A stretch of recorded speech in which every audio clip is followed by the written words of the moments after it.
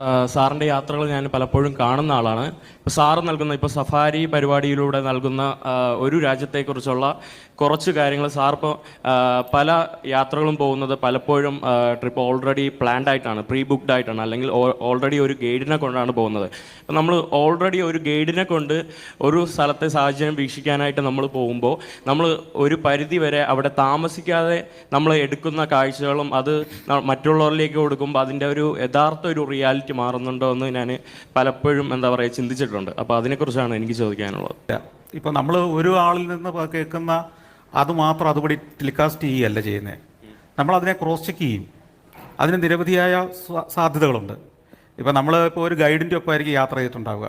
പക്ഷേ ആ ഗൈഡിനൊപ്പം യാത്ര ചെയ്യുന്നതിന് മുമ്പ് തന്നെ ഏത് വഴിക്കാണ് പോകേണ്ടതെന്ന് നമ്മളാണ് തീരുമാനിക്കുന്നത്. എന്തൊക്കെ കാഴ്ചകളിലേക്കാണ് പോകേണ്ടതെന്ന് നമ്മളാണ് തീരുമാനിക്കുന്നത്. അവിടെ എത്തിക്കുന്ന ഒരു വണ്ടി ഡ്രൈവറുടെ ജോലിയും അവിടെ ആളുകളുമായിട്ട് നാട്ടുകാരുമായിട്ട് സംസാരിക്കുമ്പോൾ അത് ട്രാൻസ്ലേറ്റ് ചെയ്യുന്ന ഒരാളുടെ ജോലിയും മാത്രമാണ് ഞാൻ പലപ്പോഴും ഈ ഗൈഡുകൾ എന്ന് പറഞ്ഞ ആളെ ഏൽപ്പിക്കുന്നത്. അല്ലാതെ എനിക്ക് ഗൈഡുകൾ ഉണ്ടാവാറില്ല.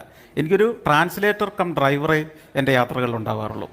അപ്പോൾ അവിടെ എന്താണ് ചോദിക്കേണ്ടതെന്ന് ഞാൻ ചോദിക്കുന്ന ചോദ്യത്തിന് അവർ ചോദിച്ചിട്ട് അതിന് മറുപടി മേടിച്ച് തരിക നാട്ടുകാരൊന്നും ചെയ്യുന്നത്.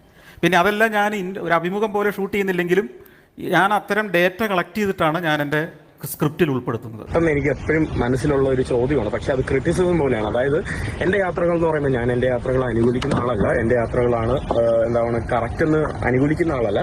അതായത് നമ്മൾ ഓരോ സ്ഥലങ്ങളിലോട്ട് യാത്ര ചെയ്യുമ്പോഴും നമ്മളെ ആളുകളുടെ നിറം അല്ലെങ്കിൽ ആളുകളുടെ നാഷണാലിറ്റി അല്ലെങ്കിൽ നമ്മൾ എങ്ങനെ അവരുടെ അടുത്ത് പെരുമാറുന്നു എന്ന രീതിയിൽ നമുക്ക് കിട്ടുന്ന അനുഭവങ്ങൾ വ്യത്യാസപ്പെടും. മനസ്സിലായില്ലേ? അപ്പം അതുകൊണ്ട് എനിക്കൊരിക്കലും തെറ്റായിട്ട് പറയാൻ പറ്റില്ല. എന്നിരുന്നാലും ഞാൻ പലപ്പോഴും ആലോചിക്കാറുണ്ട്, അദ്ദേഹം ഗൈഡുമായിട്ടും അദ്ദേഹം പ്രീ പ്ലാൻഡ് ആയിട്ട് പോകുന്ന ട്രിപ്പുകളായിട്ട് പോകുമ്പോൾ അദ്ദേഹത്തിൻ്റെ എക്സ്പീരിയൻസ് ആളുകൾക്ക് കൊടുക്കുന്ന വീക്ഷണം ആക്ച്വലി വലിയ രീതിയിൽ തെറ്റാറില്ലേ? എസ്പെഷ്യലി ഒരു സ്ഥലത്തെ രാഷ്ട്രീയ സാഹചര്യങ്ങൾ അങ്ങനത്തെ കാര്യങ്ങളെക്കുറിച്ചൊക്കെ നമ്മൾ സ്പെഷ്യലി വിവരിക്കുമ്പോൾ, മനസ്സിലായില്ലേ?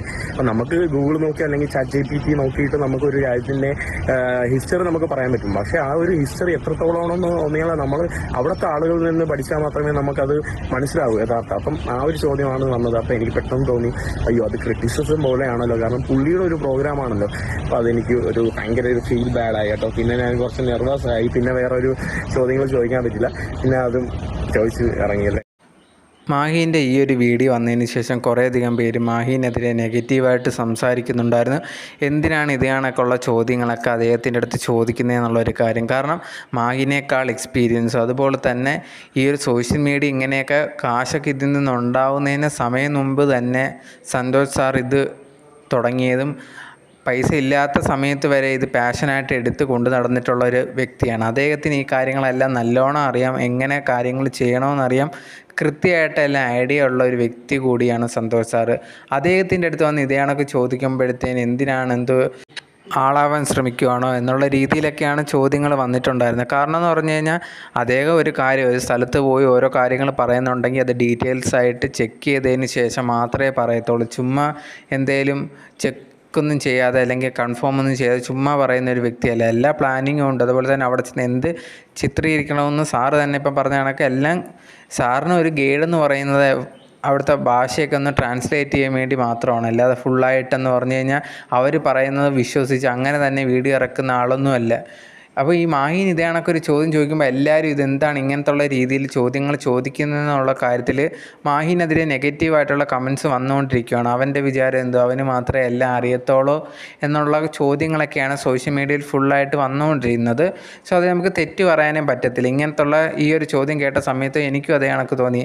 അദ്ദേഹം അറിയാവുന്ന കാര്യങ്ങൾ മാഹീൻ അറിയത്ത് പോലുമില്ല. കാരണം അത്രയും വർഷത്തെ എക്സ്പീരിയൻസ് അദ്ദേഹത്തിനുണ്ട്. അപ്പോഴത്തേന് ഇപ്പം ഈ ഒരു ട്രാവലിംഗ് ഒക്കെ ഈ ഒരു മാഹീൻ്റെ പാഷനും കാര്യങ്ങളൊക്കെയാണ്. എന്ന് പറഞ്ഞാൽ പോലും വേറൊരു ഇതേ കണക്ക് പാഷനെ ഫോളോ ചെയ്ത് അതും വർഷങ്ങൾക്ക് മുമ്പ് ഇത് തുടങ്ങി എല്ലാവരും കേരളത്തിലുള്ള എല്ലാവർക്കും ഭയങ്കരമായിട്ടുള്ളൊരു മോട്ടിവേഷനായിട്ട് ഇൻസ്പിറേഷനായിട്ടുള്ള ഒരു വ്യക്തിക്ക് ഇത് ഇങ്ങനത്തുള്ള രീതിയിൽ സംസാരിക്കുന്നത് ഒട്ടും ശരിയായിട്ടില്ല എന്നുള്ളൊരു കാര്യമാണ് ഇപ്പോൾ സോഷ്യൽ മീഡിയയിൽ മൊത്തം പറയുന്നത്.